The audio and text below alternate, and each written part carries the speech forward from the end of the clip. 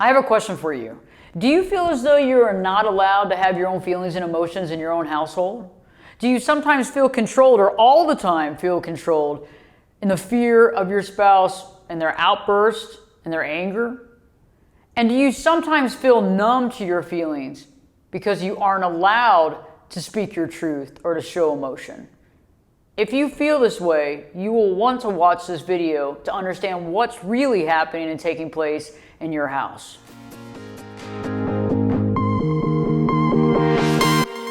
Welcome back, friends. Berges here. And today I want to talk about feelings and emotions and being able to have our own feelings and emotions, even if they are different from someone else. I find that some of us are actually controlled by the other person who's living with us. We allow them to control us, and we also control ourselves in fear of the possible outbursts and the possible anger that can come from our spouse or significant other. I find that many of us, in the desire to keep the peace, cater to our significant other, not wanting to rock the boat, right? We've walked on eggshells long enough that we feel that if we just stay status quo, in the middle, no real feelings, no real emotions, no real conversation about how we feel, we'll get through it. We'll get through it. But isn't it interesting how often we're listening to our significant other tell us how they feel, and how sometimes our significant other will tell us how we don't listen, or we're reacting, or there's something else wrong with us? So, do you feel like you're in a situation where you can't express yourself?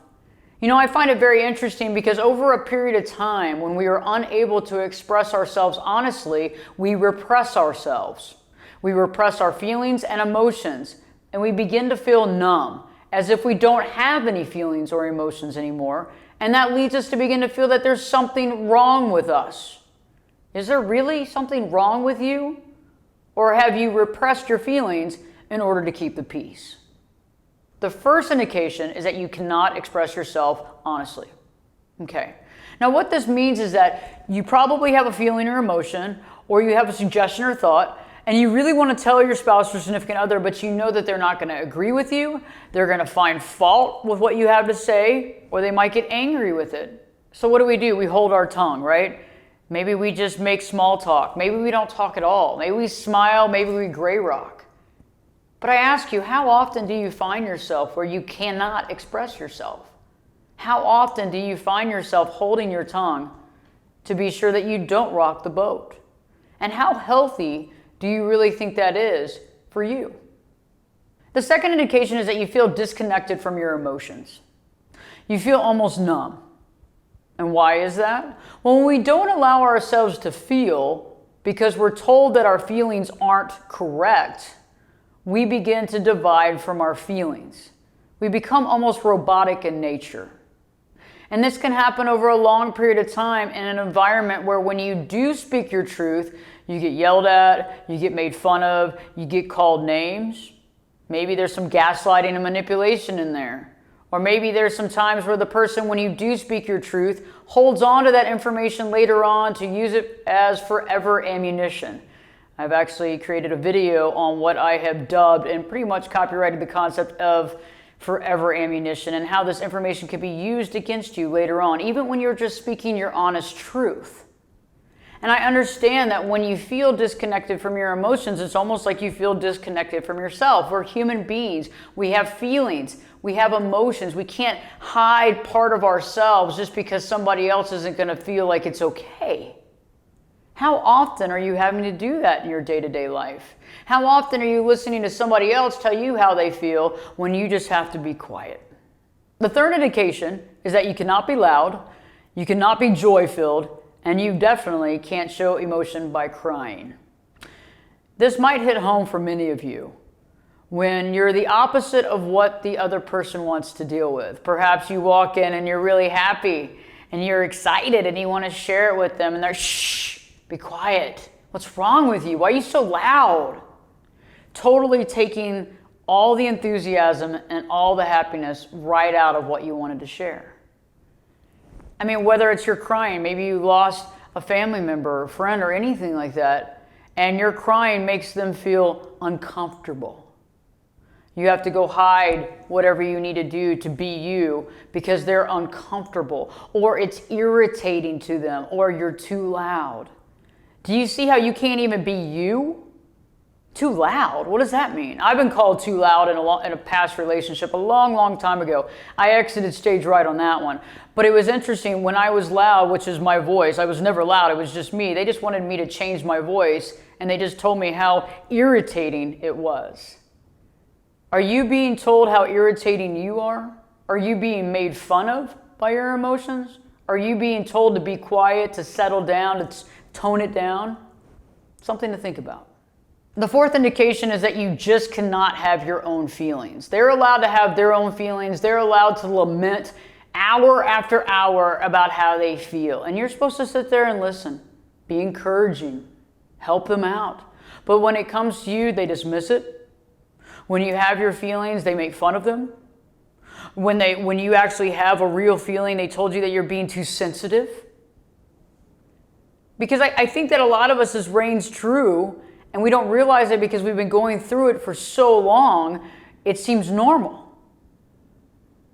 I mean, because the longer we go through a situation like this, which I consider toxicity, because we're allowing someone else to control how we act. Think about it. The other person, when you do have your own feelings, they either respond very negatively, they get angry, they get upset, they turn it around on you, they use it against you.